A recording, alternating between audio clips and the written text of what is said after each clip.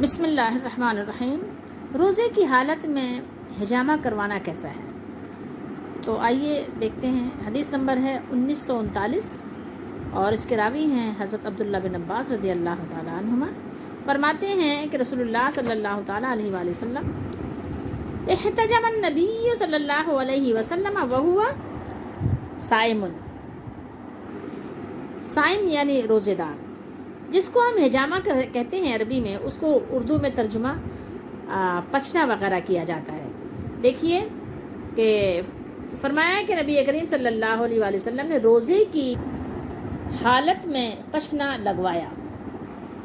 یہ حدیث شریف بخاری شریف میں کم و بیش 11 جگہ بیان ہوئی ہے، اور یہ 1940 پر یہ حدیث دیکھی یہ ہیں آدم بن ابی ایاس رضی اللہ تعالیٰ عنہ نے بیان کیا کہ حضرت انس بن مالک رضی اللہ تعالیٰ عنہ سے پوچھا تھا کہ کیا آپ لوگ روزے کی حالت میں پشنا لگوانے کو مکروہ سمجھا کرتے تھے؟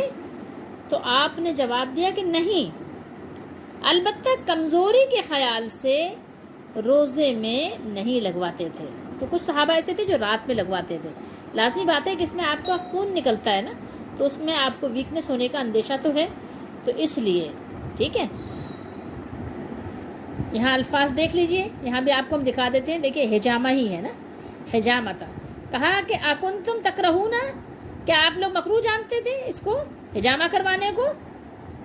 یعنی کہ صائم روزے دار حجامہ کروایا، تو فرمایا کہ لا، نہیں، بس صرف اس وجہ سے کہ ضعف نہ ہو جائے، کمزوری نہ آ جائے، جس روزے پہ فرق پڑے، روزے پہ اثر انداز ہو۔ تو اگر کسی کو روزے کی حالت میں حجامہ کروانے کی ضرورت پیش آ جائے تو کروایا جا سکتا ہے، یہ جائز عمل ہے۔ حجامہ کا فی الوقت ایک نام اور بھی ہے جس کو ہم کہتے ہیں کپنگ تھیراپی، ٹھیک ہے۔ تو اگر کسی کو حجامہ یا پچنا سمجھ میں نہ آئے تو وہ اس کو اس نام سے یاد کر رکھ سکتا ہے کہ کپنگ تھیراپی، ٹھیک ہے۔